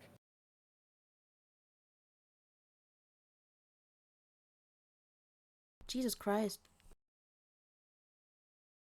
Damn. Okay, yeah. So you kind of look around and start trying to take a look at some of the stalls that you can see from here. And it eventually catches your eye that this red tent without any trim on it down here is the one that you can actually see. Is the reason you recognize it is because it's a sign that states that it is a Thai or sorry, it's a culinarian from Taiwei, which you immediately just recognize. It's not necessarily anybody that you would specifically recognize, but you know that it's like, hey, this is somebody that's selling like food made in the style that a lot of Taiwei does. And you do see that there is actually that there is like a tank of fish that is set up off to the side of it. Oh, no And wonder the that's got her attention. Yeah, and I would say that the other thing that catches your attention with that is two of the individuals that are in front of it. Mainly that there is two individuals. This one absolutely gigantic specimen of a humanoid, again with those large rabbit ears that you notice, and there is another small tail that extends out of the back side of his armor. And while you're still not entirely sure what that is up about, I would say if you want to try to figure that out, you can roll history again. Yes. And just while you are rolling that, I will go and show. This is the individual that you see in front of the stalls. And it kind of clicks to you in that moment that, oh, yeah, that was one of the things that people have mentioned about the cursed continent of Aresh, is that there are some rabbit people that are called Lapine, and that a majority of them are individuals that have just kind of shown up in random areas outside of the border to Aresh, and that a majority of them don't generally get around a lot. And it would actually also, in this moment, it kind of hits you. It's like, wait, why didn't I remember this? Because you remember that your father is a Lapine. That's what I've been. I mean, a lot has happened. Let's give Yeah, Mizu a break. yeah, and that's exactly it. Is that this hasn't really been a topic, and your father Norwin has not always made a big deal out of what he is. He's always been about who you are. So, like, the name of exactly what he is was able to kind of escape you. Which makes sense, yeah. All right. Well, that is going And on. Yeah, Oh, and the other thing is that the individual next to him is almost even more strange. Is She's dressed in this very bright yellow with black accents, and this dress that goes all the way down to her feet, which matches the length of her hair, which is this long, gigantic braid of this golden blondish hair, and this gigantically oversized hat that would put most wizards to shame. Ayo. And this is the individual that you see alongside the brown-haired Lapine individual. And they are both in front of the stall that is selling the fish from Taiwei. oh, you got Well's attention. No, you got my attention. Well, Yeah. let's just enjoy. No, you And don't- I would also mention I have not been breaking up the session with the attributions to the different artists that have done this commissioned work. That is something that I will be providing kind of closer to the end of the session. I'll go down one by one and just give out all of the attributions at once, just to kind of keep the session rolling. I think it's good because then you also can reintroduce and just state the name again, just in case. Yeah, pretty much. And you can see that the the woman is definitely not as tall as the individual next to her is. He is something around, I think he was what, like 200 centimeters? Like, He's wait, tall. I'm trying to remember. Around 2 meters. With the ears? Yeah, no, I can't even remember. I'd have to go back and see where his card was from back in Asteria. But yeah, he is significantly tall even without the ears. And she is probably about like maybe 5'6", 5'7". She's not a very tall individual, but you do see that there's this large hat that adorns her head that it seemingly kind of defies gravity in and of itself. That's a good wizard head, though. Yeah. The good stuff. So with that in mind, Mizu turns back to Yojad and Varys Yes. and goes, it's a pleasure to make your acquaintance. I'll keep looking around here. Yeah, you can see a smile kind of creep up onto the corner of his face, and he kind of smirks and just gives you kind of a nod. Right, nice seeing you as well. Not And ominous at all. he turns. You can see him turn over to Varys, like, you keep out of trouble. And Okay. Varys kind of gives him a shrug, as in, like, all right, I guess. as Mizu now heads over towards the red stall, since that's still a bit away, she actually inquires Varys about the comment from earlier. Do you often get into trouble? It depends on the day and it depends on the job. I handle a lot of odd ends for the town, and that can sometimes involve getting into places that I shouldn't, or doing things to specific objects that are not always what people would hope for.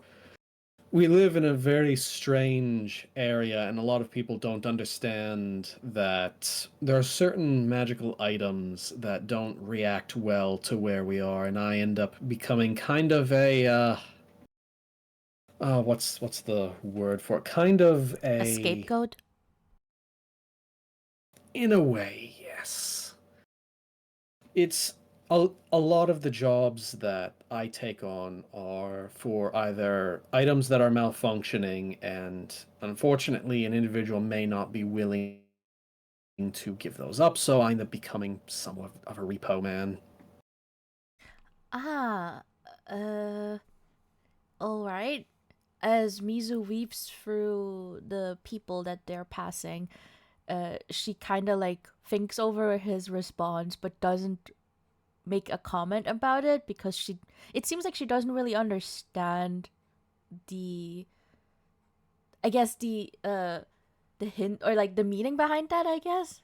Like, oh, she just assumes, oh, he just has to talk to people, and the people like, okay, are like stubborn, stuff like that. But that's kind of it. She can't really make a picture of anything else. All right. And they approach the fish stall. Yeah, and as you approach the stall, you can see these other two individuals at the stall, and you can see that the woman is currently taking a look at a bunch of the different items that are on sale. You can see that there is certain fish that they have like grilled, there's some of it that they have like smoked on a stick, and all of that. And you can hear the woman talking to the tall man, to the tall Lapine man next to her. And she's like, I wonder. I don't know, Damien. What do you think is good? And she's got this very kind of long-winded, very subdued tone to her voice, almost sleepy.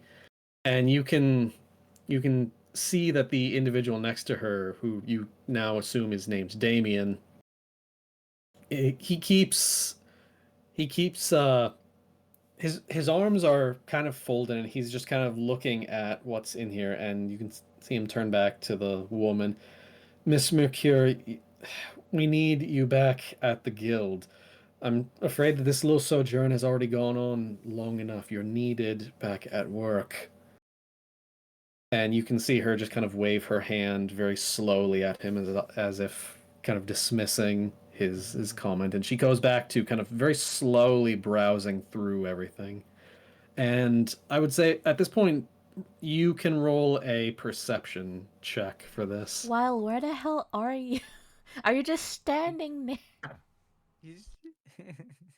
I'm just waiting for all this to go to finish. He's gonna be going on the other side here. Oh, yes, the other side. Oh, they're gonna meet up. Yeah. Okay. Okay, yeah.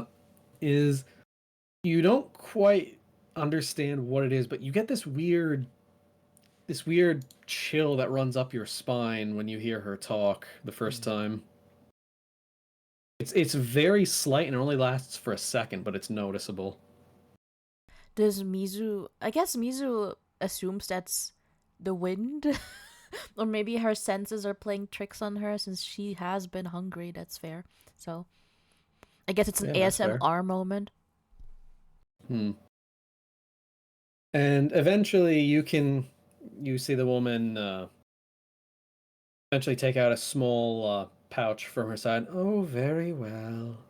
And you can see her pay for one of the skewers of smoked fish before she eventually turns around with it in her hand and seems to immediately kind of be alerted to your presence. And the strangest thing that you can notice now that she's facing you is that her eyes are closed.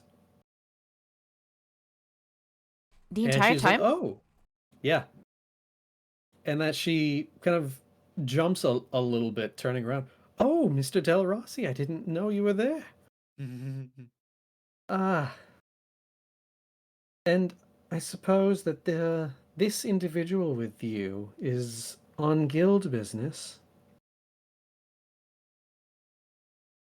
Mizu turns to her and then to Varys and then back to her and replies kind of sheepishly, yes, I just arrived today actually. I'm Mizu. Ah, very well. Hopefully you'll be sticking around. We certainly need more guild individuals to be able to deal with a lot of the strange happenings around here. Do adventurers usually stick around or do they move on? Oh, well, I'm afraid that the only ones that usually move on are the ones that move on, so to speak. And you Oh. can roll an insight. Okay. Come on, +5. Don't.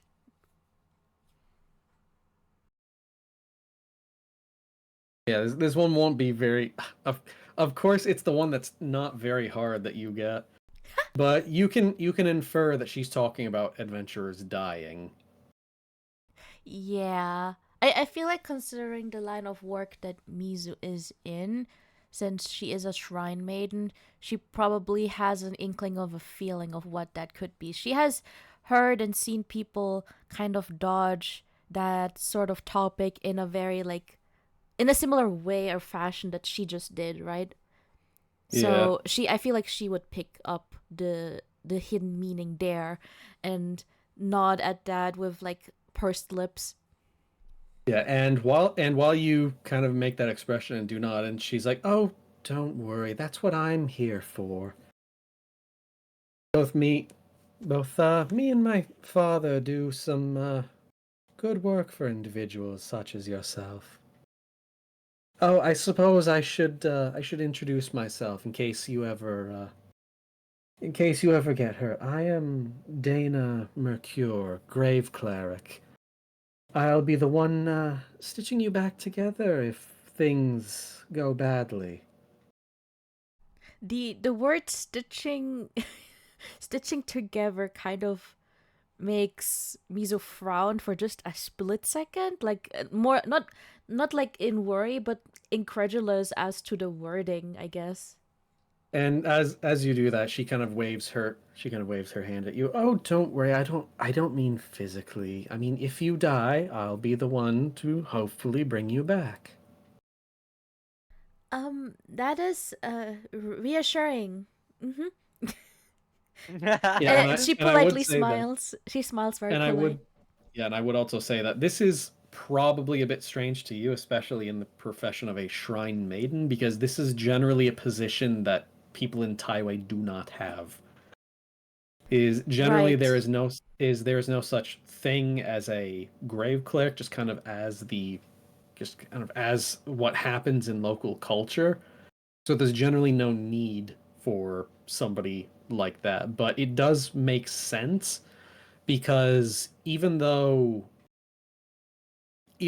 grave clerics aren't necessarily like a named thing, the god Hoketh does effectively have worshippers all over the world just because of the cycle of death and rebirth, which is his domain.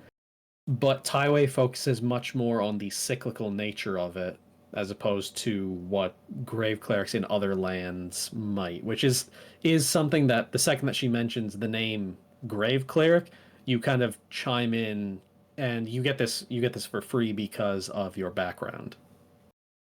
Awesome. Freebie. It's Okay. it's effectively you realize that she is effectively I keep saying it, sorry. She is in all ways, shapes, and forms kind of the same position as you are, except it is her position to either right wrongful death or coax a soul back into its body, and that is something that again you would know purely because of your background. It's very interesting to me because Mizu's all about helping the souls pass, and she's about coaxing the souls into the right Well, direction, kind of. possibly. You know that that is one facet of them, and just purely by process of elimination, the fact that you know that that clerics of Hoketh in other lands act differently to you. You assume that, but you don't necessarily know the full scale of what that actually means. You just know that hey, this is somebody in a pretty much the same job position that I'm in, but they're from a different country, so you have no idea what exactly that entails, other than that she has said that she will effectively, non physically, stitch you back together if you die. And yeah, I mean, Mizu may have sounded nervous, but I feel like that's just her normal state. And I think um, the the reassuring that like the response of reassuring is still very genuine in hindsight. And with that, you can see that she kind of gives you a bit of a nod, and then turns to the individual next to her, Damien. All right, Damien, we'll get headed back now. And he has been kind of standing there stoically the whole time. He hasn't really paid much attention to you, although you do see him kind of glance over at Varys, and the two of them kind of make eye contact for a bit without saying anything before Contact. he Ooh. turn yeah before he turns back to Miss Mercure and kind of holds out his hand, and she takes his hand. He kind of leads her back, kind of escorting her out of the market. While you're missing out. Yeah, and of course, the second that he leaves, you can see Varys just let out a big sigh, just, ah, Jesus. Ugh. He kind of shivers. Ugh, woman was giving me the heebie-jeebies. um, I don't think he's necessarily hiding that reaction, isn't he? No, he is Yeah. very much not. Mizu turns to him and goes, bad blood or No, it's just the nature of what she is. She's an ASMR of Hoketh.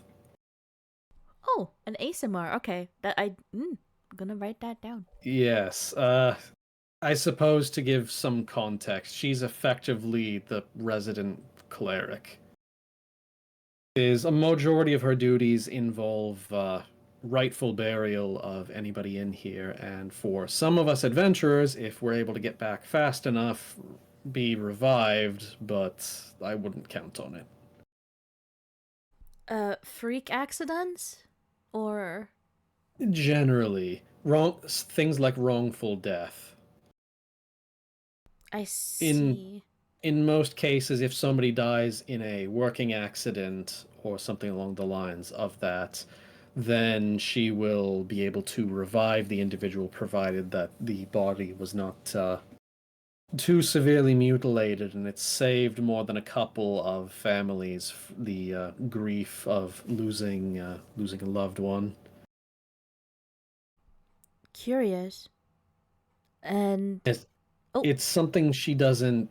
It's while she does make mention of it to people to kind of put them at ease, it is something that she doesn't enjoy doing, as you can tell by her sneaking out into the market.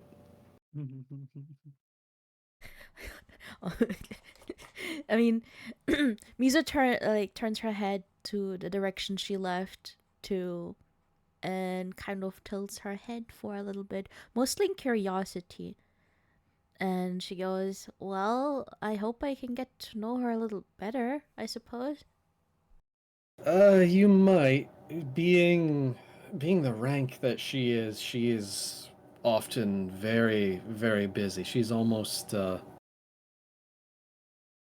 She's generally occupied, unfortunately, most of the time.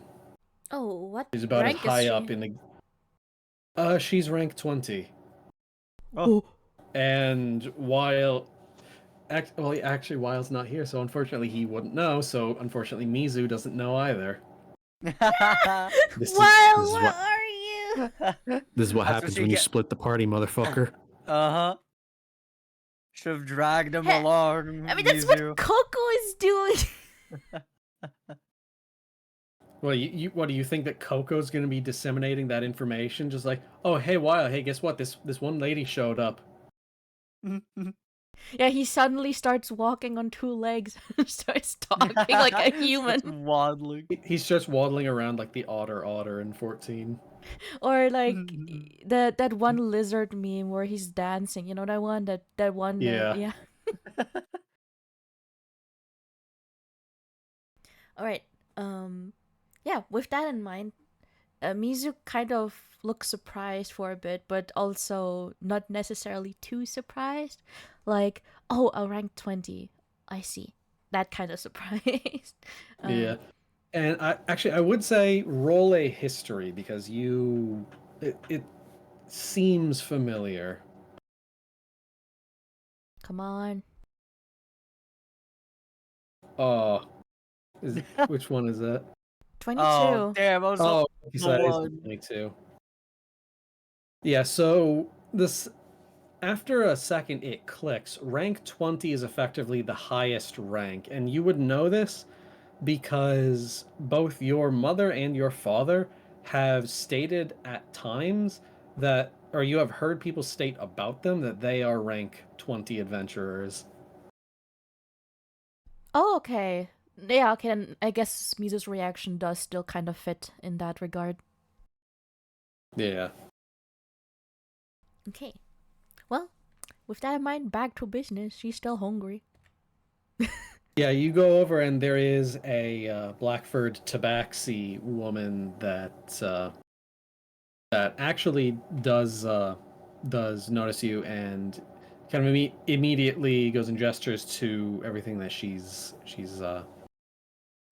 got in front of her, although she doesn't say anything to you. Oh, she's just quiet? Well, she physically just does not say anything. Oh, all right. Mizu nods her head in greeting. I assume the tabaxi woman is looking at her. Yeah, she's looking directly at you, and she's gesturing to there's a couple of fish that are laid out on a small grill. There's a couple that are kind of pierced on sticks over a small smoker, and then there's a couple of very familiar rolled fish that are rolled up in some kelp. Nom nom nom nom. Since she's not speaking, is there a sign anywhere that tells me how much it costs? There actually is not. Uh-oh. Okay. And it is actually at that point that Varys walks over. Come on, Sufana, just give her the price. And you can see the Tabaxi one can roll her eyes. And then she points. You can kind of insight, and this would be so low that I believe you would just get this automatically. That or actually, you might not, but fuck it, I'll give it to you anyway. You can tell kind of that when he says that it appears that she was effectively waiting for you to point at like what you were interested in. Oh. Okay, so she was waiting initially about Mm-hmm. the... Okay. Mhm. Well, I feel like Mizu walking up, since she was still kind of head in the clouds, not head in the clouds, but like head still in that conversation, thinking about the information about Dana, her eyes were just kind of browsing the wares first before like the woman took notice of her, and her eyes noticing that she was waiting for her to point at one of the food offered here, Mizu will look at... Actually, you know what? Let me roll. So what were the options again? There was a set of grilled fish, there was a set of smoked fish on a skewer, and then there were some fish rolls, which I'll admit is basically just sushi. Okay, while I'm rolling, while you take the lead. Yeah, I would actually say if we're going to be switching to Wylle here, should we actually take a quick break? Because this has actually been just a little over 2 Yeah, hours. 2 hours. Should we take a break? Yeah, take like a quick like 10-minute break just so I can go and piss. Okay, then I'll stop the recording. Yeah,